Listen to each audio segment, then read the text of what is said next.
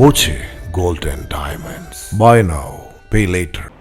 ഒറ്റപ്പാലം വരോട് മേഖലയിൽ രണ്ടിടങ്ങളിൽ ശുചിമുറി മാലിന്യം തള്ളിയ നിലയിൽ. വരോട് ചുനങ്ങാട്, വരോട് ഒറ്റപ്പാലം റോഡുകളിലെ കൃഷിയിടങ്ങളിലായിരുന്നു മാലിന്യം. മാലിന്യം തള്ളാൻ എത്തിയതെന്ന് സംശയിക്കുന്ന വാഹനത്തിന്റെ നിരീക്ഷണ ക്യാമറ ദൃശ്യം പുറത്തുവന്നു. തണ്ടറോഡ് ഭാഗത്ത് പാടശേഖരത്തിൽ 4ാം തവണയാണ് മാലിന്യം തള്ളുന്നത്. ഇന്നലെ പുലർച്ചെ അസഹനീയമായ ദുർഗന്ധം അനുഭവപ്പെടുകയായിരുന്നു. തുടർന്ന് നാട്ടുകാർ നടത്തിയ പരിശോധനയിലാണ് മാലിന്യം കാണപ്പെട്ടത്. വീടുകളിലെ കിണറുകളിൽ ഉൾപ്പെടെ മാലിന്യം കലരുമെന്നാണ് ആശങ്ക.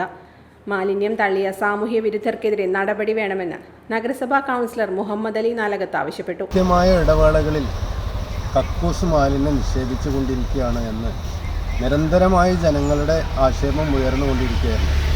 ഇന്നലെ രാത്രി ഏകദേശം 2 മണിക്കും 3 മണിക്കും ഇടയിലാണ് 2-3 ടാങ്കറോളം വരുന്ന വലിയ രീതിയിലുള്ള നിക്ഷേപം മാലിന്യം ഇവിടെ നിക്ഷേപിച്ചിരിക്കുകയാണ്.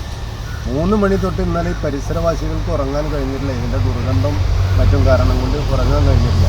രാവിലെ പുലർച്ചെ ഞങ്ങൾ വന്ന് പരിശോധിച്ച് ബന്ധപ്പെട്ട അധികാരികളൊക്കെ അറിയിച്ചിട്ടുണ്ട്. പക്ഷേ ഇതിൻ്റെ മുന്നേയും അധികാരികളുടെ ശ്രദ്ധയിൽപ്പെടുത്തിയിട്ടും ഇത് വേണ്ടത്ര രീതിയിലുള്ള ഗൗരവത്തിലുള്ളൊരു നടപടി ഉണ്ടാവാത്തതിൻ്റെ ഫലമായിട്ടാണ് വീണ്ടും ഇത്തരം കുറ്റകൃത്യങ്ങൾ ആവർത്തിക്കുന്നത്. നഗരസഭ ആരോഗ്യ വിഭാഗം സ്ഥലത്ത് പരിശോധന നടത്തി.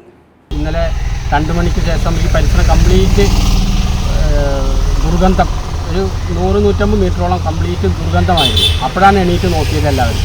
അപ്പോഴാണ് ഇതിങ്ങനെ കണ്ട് ഒഴിച്ചു പോയത് കണ്ട്. ഇവിടെ അടുത്താണെങ്കിൽ 100 മീറ്ററിൻ്റെ ഉള്ളിലൊരു 8ഓളം കിണറുകളുണ്ട്. ഈ 8ഓളം കിണറുകളിൽ നിന്നൊരു 150 വീട്ടിലധികം വെള്ളം ഉപയോഗിക്കുന്നവരാണ്. ഞങ്ങൾക്ക് വാട്ടർ അതോറിറ്റി ഇല്ലെങ്കിലും വെള്ളത്തിൻ്റെ ബുദ്ധിമുട്ട് വരാറില്ല. ഈ വെള്ളം നാശമായാൽ ഞങ്ങളെല്ലാവരും അതിൻ്റെ ബുദ്ധിമുട്ടുകൾ അനുഭവിക്കും. Time kids pre school, Mannannur road, Vaniyamkulam. Dot view news. കാഴ്ചകളാണ് ലോകം, കണ്ടു തുടങ്ങുക.